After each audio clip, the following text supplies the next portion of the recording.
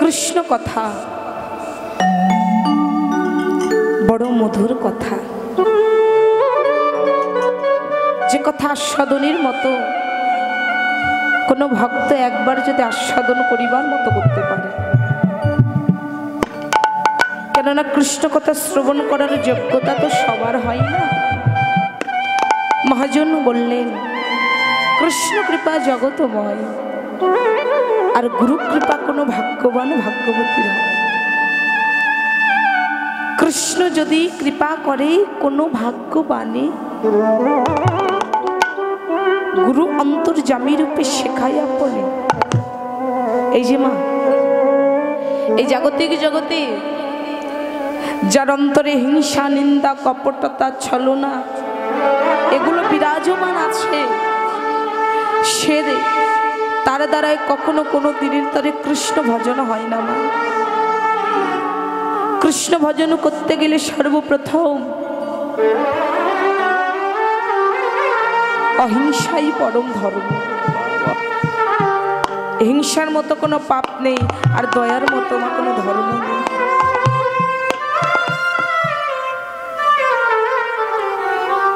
শ্রীমদ্ ভগবদ গীতায় অর্জুন ভগবান শ্রীকৃষ্ণকে জিজ্ঞাসা করেছিলেন, মাধব, এই জাগতিক জগতে কোন ভক্ত যদি কৃষ্ণ ভজন করিতে করিতে, কোন ভক্ত যদি কৃষ্ণ ভজনের পথ থেকে একবার বিচ্ছিন্ন হয়ে যায়, তুমি কি কখনো কোনো দিন তাকে আবার কৃষ্ণ ভজনে নাও? রাধে রাধে। মাধব বলেছিলেন, শোনো পার্থ, এই জাগতিক জগতে দেহের মৃত্যু আছে কিন্তু আত্মার মৃত্যু নেই। কথাগুলো মনে রাখবেন দাদা ভাইরা, এই দেহের মৃত্যু হবে মানে আমি যদি এখনই মরে যাই আমার এই দেহটা নষ্ট হয়ে যাবে, কিন্তু আমার দেহের মধ্যে যে প্রাণ পাখি কৃষ্ণ রূপ আত্মা আছে, আত্মা। গীতায় বললেন এই আত্মা কোনোদিন মরে না। শ্রীমদ্ ভগবদ গীতার ভাষায় আপনারা বইও পড়তে পারবেন, একজন ব্যক্তি যেমন পুরাতন বস্ত্রকে পরিত্যাগ করে নতুন বস্ত্র অঙ্গে ধারণ করে, আত্মাও পুরাতন দেহটা পরিত্যাগ করে নতুন দেহ অঙ্গে ধারণ করে। তাই আত্মাকে কখনো জল দিয়ে ভেজানো যায় না, আগুন দিয়ে পোড়ানো যায় না, অস্ত্র দিয়ে তাকে আঘাত করা যায় না। আত্মা হচ্ছে অবিনশ্বর, অনিত্য, নিত্য নয়, চির অমর। তাই এই আত্মা, জীব আত্মা, একটা কথা মনে রাখবেন, এই জন্মটা আপনি হেসে খেলে কাটিয়ে দিলেন, দুঃখ নাই, কিন্তু একটা কথা মনে রাখবেন, আপনি যতক্ষণ পর্যন্ত পরমাত্মাকে না পাচ্ছেন, অর্থাৎ শ্রী গোবিন্দকে না পাচ্ছেন, ততদিন আপনার আসতে এবং যেতে হবেই হবে বাবা। এই জীবের আসা যাওয়া পূর্ব জন্ম, ইহাকেই বলা হয় জন্মান্তর। তাহলে কি হবে? এই জাগতিক জগতের মোহমায়ায় আচ্ছন্ন হয়ে কৃষ্ণচরণ যদি না পাওয়া যায়, তাহলে তার দেহটা তো বৃথা চলে গেল। অর্জুনকে বলেছিল, হে অর্জুন, এই জাগতিক জগতে কোনো ভক্ত যদি একদিন কৃষ্ণ বলে কাঁদে, একদিন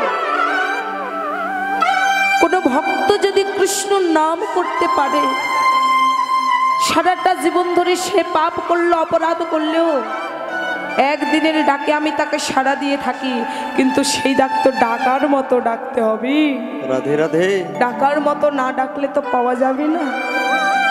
একদিন ডেকেছিল অজামিল তার পুত্রকে নারায়ণ বলে, ওই একদিনের ডাকেই কৃপা হয়ে গিয়েছিল। তাই অর্জুন, তার ভজনটা আমি বৃথা যেতে দিই না। তার পরের জন্মে তাকে কোনো গৌর অনুরাগী মাতৃগর্ভে কৃষ্ণ অনুরাগী পিতার ঘরে জন্ম দিয়ে যেটুকু তার ভজন প্রণালী বাকি ছিল আমরা 5 বছরে পেয়েছিল। আমরা বলি যে প্রহ্লাদ অনেক ভক্ত ছিল, পেয়েছে, ঠিক আছে, কিন্তু তার আগের থেকে কিছু জমা ছিল। ধ্রুব মহারাজ 7 বছরে পেয়েছিল, এনাদেরও আগে কিছু জমা ছিল। যখন তাকে দেবলোকে নিয়ে যাওয়া হচ্ছিল, অনেক পাহাড় দেখতে পেয়েছিল। বলে এই পাহাড় অন্য কারো নয়, এই পাহাড় তোমারই, তোমার দেহের এক একটি হাড় দিয়ে পাহাড় তৈরি করেছে। এমনও হতে পারে একটা দিনের ভক্ত সঙ্গে, একটা দিনের সাধু সঙ্গে আপনার সারা জীবনের পাপ অপরাধ মুক্তি হয়ে গেল। এক ভক্ত কোনোদিন ভক্ত সঙ্গ সাধু সঙ্গ করে না, তাদের বন্ধুদের চাপে পড়ে একদিন হরিনাম সংকীর্তন শ্রবণ করতে গিয়েছে। তার পরের দিনই তার মৃত্যু হয়েছে। যমদূত তাকে ডেকে বলে, তুমি একদিন হরিকথা শ্রবণ করেছ আর সারা জন্ম পাপ করেছ, একদিন হরিকথা শ্রবণ পিতার্থে তোমাকে একটা মানব জন্ম দান করা হবে। আর সারা জীবন অপরাধ করেছো, পাপ করেছো, এজন্য তোমাকে নরক দিতে হবে। বলো তুমি কি চাও? দয়াময়, আমি মানব জন্মটাই আগে চাই। ওই পাপী মনে ভাবলেন, একদিন ভক্ত সঙ্গ করেই যদি একটা মানব জন্ম আমি লাভ করতে পারি, না জানি প্রত্যেক দিন ভক্ত সঙ্গ করলে আমি না হয় প্রভুকে পেয়েই যেতাম। তাই কার কখন মৃত্যু হবে, কে কখনো চলে যাবে, এটা বলা যায় না মা। চলুন আস্বাদন করব গীতব বিষয়। ইতিপূর্বে শ্রবণ করলেন ভগবান শ্রীকৃষ্ণের রূপ ও বর্ণন অভিষেক পর্যায়। এইবার আমরা আস্বাদন করব সর্বলীলার মুকুটমণি আমার রাধা গোবিন্দের অপ্রাকৃত শ্রী শ্রী রস বৈশ্য মহারাস। রাধে রাধে। সব লীলায় একবার করে শ্রী লেখা আছে, কিন্তু একমাত্র এই রাসলীলায় দুবার শ্রী। কেননা শ্রী শব্দে সুন্দর, সুন্দরের চাইতে অতীব সুন্দর আমার রাধা গোবিন্দের এই রাসলীলা। তা রাস কাহাকে বলে? এই রাস সর্বপ্রথম কোথায় হয়েছিল, কোন শব্দ থেকে রাসলীলা এসেছে, এগুলো আমরা আস্বাদন করব বৃন্দাবন লীলায়। তার আগে গৌর ছাড়া যেমন গোবিন্দ ভজন হয় না, তেমন আমাদের নবদ্বীপ নদিয়া ছাড়া কোনোদিন বৃন্দাবনে যেতে পারবো না। বললেন আকাশের শোভা চন্দ্র আর রাতের শোভা তারা, ব্রজের শোভা কৃষ্ণচন্দ্র, নদিয়ার শোভা গোরা। ব্রাহ্মণের পৈতে শোভা, যোগীর শোভা জটা, আর বৈষ্ণবের তিলক শোভা, নারীর শোভা সিঁদুরের ফোঁটা। সরোবরের পদ্ম শোভা, পদ্মের শোভা অলি, আর এই হরিবাসরের শোভা আপনাদের মতো এই গৌর ভগত মণ্ডলীর। হরি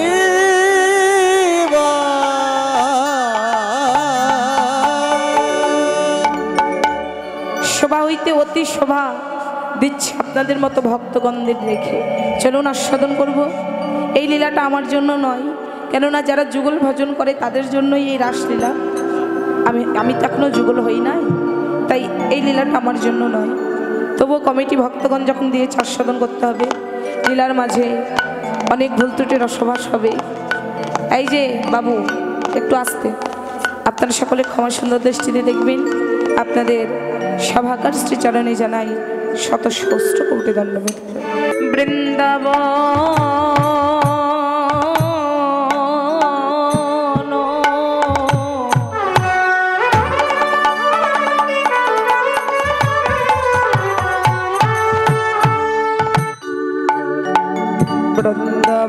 লীলা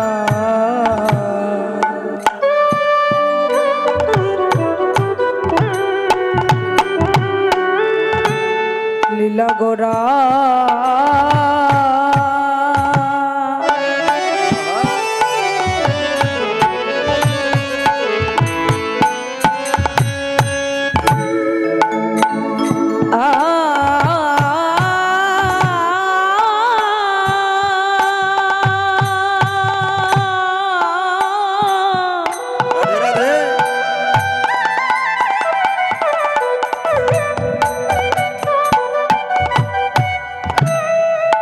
গোরার মনেতে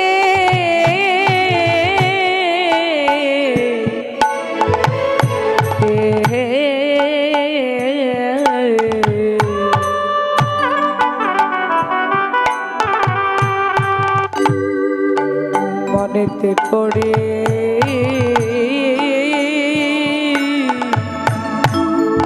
হেইল রে ও কি মরি রে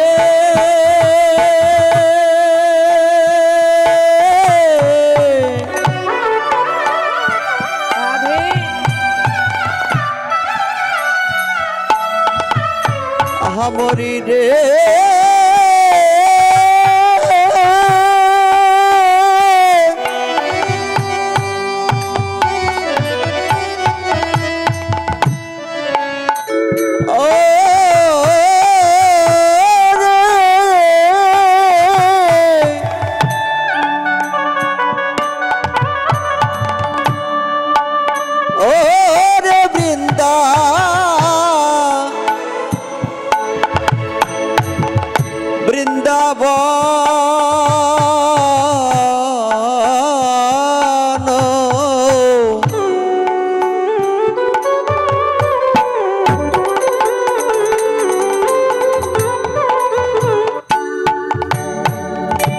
বৃন্দাবন লীলা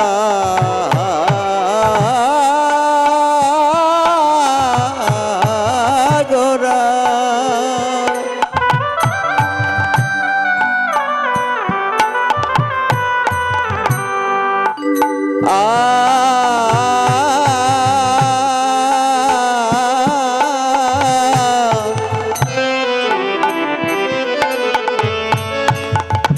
ও গোরার মনেতে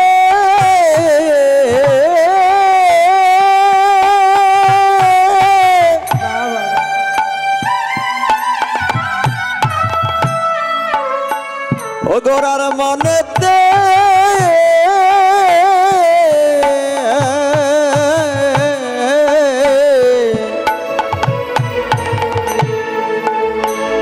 গোরার মনেতে রে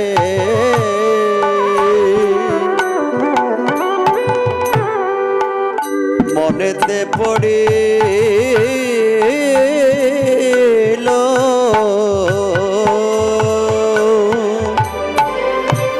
যমুনার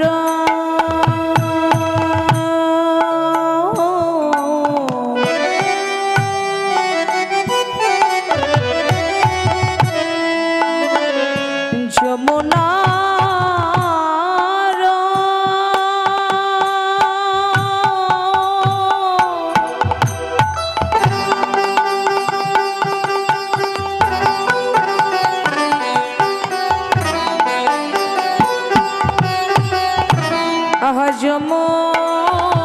যমুনার ভাব সুর আহা যমুনা রে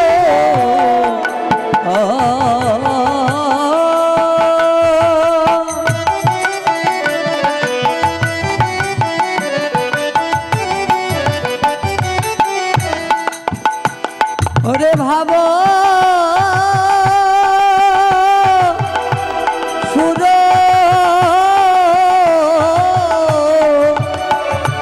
আর যমুনার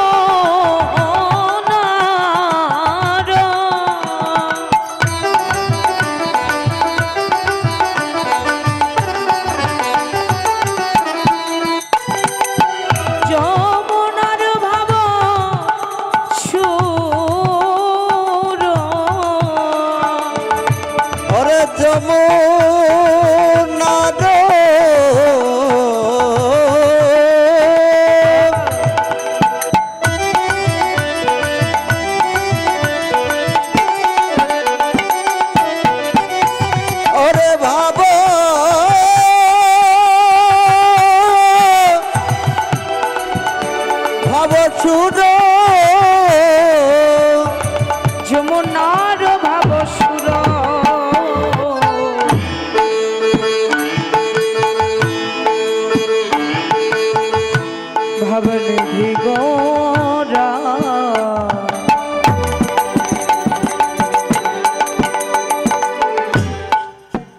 সুরধনী রে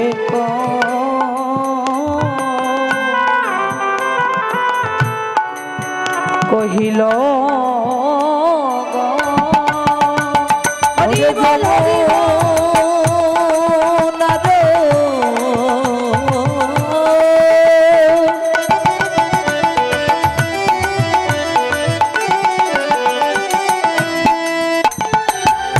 হরি ভাবে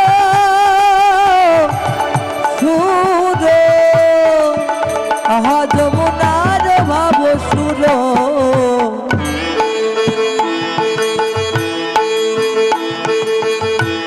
আমার আমার গোরা সুরধ্বনি দেখো দিল রে গোরাই আমার আজ বিভোর যে হলো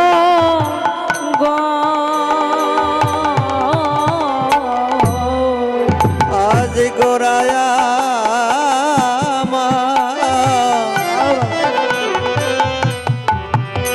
ও যেন বিভোর যে হলো গো বলি আমার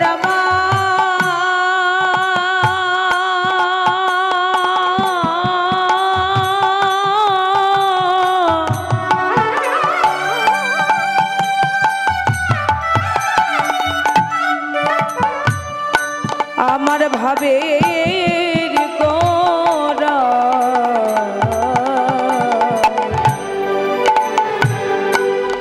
আজ দেখো বিভোর যে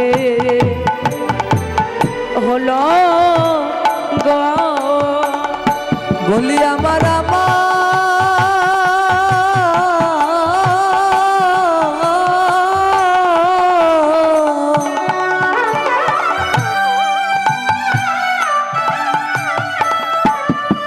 আমার ভাবে গোরা দেখো আজি বিভোর যে হলো গো আজ দেখো সেই তো এসেছে এই তো এসেছে ব্রজ ছেড়ে নদীয়াতে সেই তো এসেছে আর ব্রজ ছেড়ে নদীয়াতে সেই তো এসেছে আসবে না কেন গো আসবে না কেন গো আসবে না কেন গো আসবে না কেন গো এই গৌর সেই কৃষ্ণ আসবে না কেন গো জয় গৌর সেই কৃষ্ণ আসবে না কেন গো জয় দাও জয় দাও জয় দাও জয় দাও জয় দাও জয় দাও সবাই জয় দাও জয় দাও বলে জয় দিলে জয় হবে জয় দাও জয় দাও জয় দিলে জয় হবে জয় দাও জয় দাও জয় দিলে জয় হবে প্রেমানন্দে বহু তুলে জয় দিলে জয় হবে প্রেমানন্দে বাহু তোলে জয় দিলে জয় হবে প্রেমানন্দ বাহু তোলে সবাই জয় দাও জয় দাও জয় দাও জয় দাও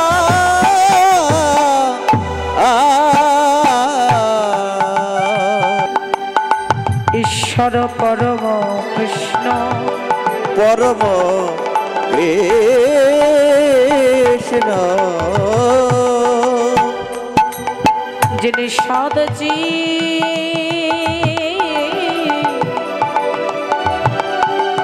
সচ্চিদানন্দ বিগ্রহ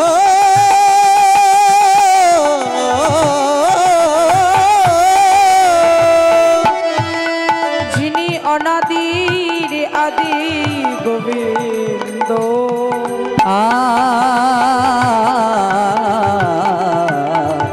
গোবিন্দ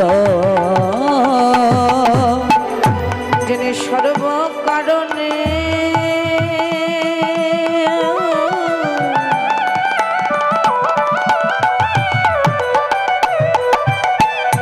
কারণের কারণ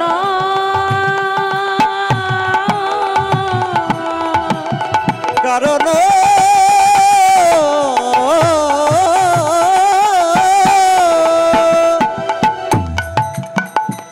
যেই ভগবান বৃন্দাবনে ছিলেন কৃষ্ণ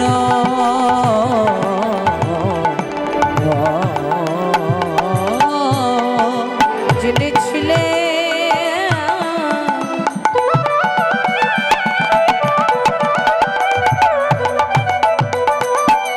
মা যশোদার নয়নের নীলমণি কৃষ্ণ নীলমণি কৃষ্ণ সেই ভক্তাদির ভগবানই আমার ধুলাই গড়া গড়ি দিয়ে কৃষ্ণ নামে কারে কৃষ্ণ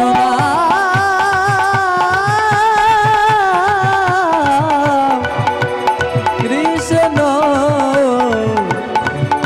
নাম করে রে